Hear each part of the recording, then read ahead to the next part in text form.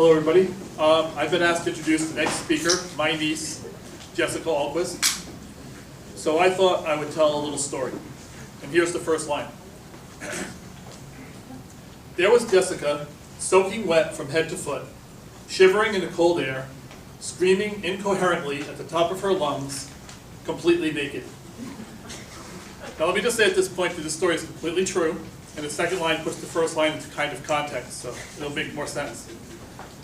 Hold on.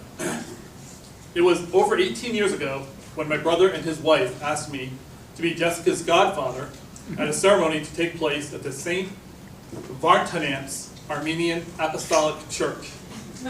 Now my brother knew I was an atheist. At that time, it wasn't something I led with as in, hi, I'm Steve Ahlquist, an atheist. I wasn't closeted really, but I didn't really talk about my non-belief that much. You know, I had a job, I had family, I just wasn't really into like causing controversy. So to me, being Jessica's godfather and helping at the service was something nice to do for my family. My wife and I had never had our children baptized. We weren't religious, although my wife did eventually become a Unitarian Universalist. I was honored to be asked to be Jessica's godfather, but still I had reservations. The purpose of a baptism is twofold. The first, and the one I don't have a problem with, is to call together the extended family for a party to celebrate a new addition to the clan. The second purpose, and the one I objected to, is to wash away original sin, the sin that Adam and Eve stained our collective soul with when they ate the forbidden fruit in the Garden of Eden because of a talking snake. Now, I look at an unbaptized baby called a Uraka in the Armenian church and see beauty, potential, and innocence. But the Armenian priest, dressed like a wizard, sees damnation, sin, and the stain of evil.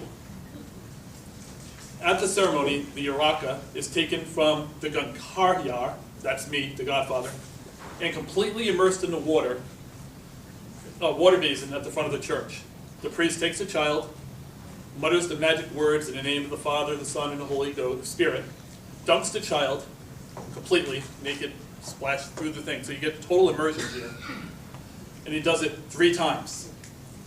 3 complete immersions, 1 for each member of the Trinity.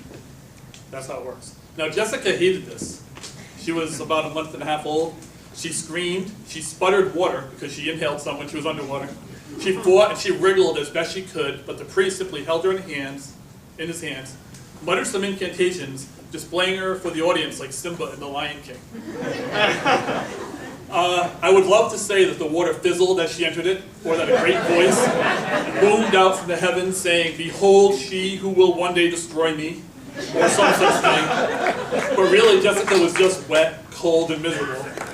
We wrapped her in a towel, gave her back to her mother, who did her best to comfort her. Now, as the Gunkaryar, I was made responsible for Jessica's spiritual welfare.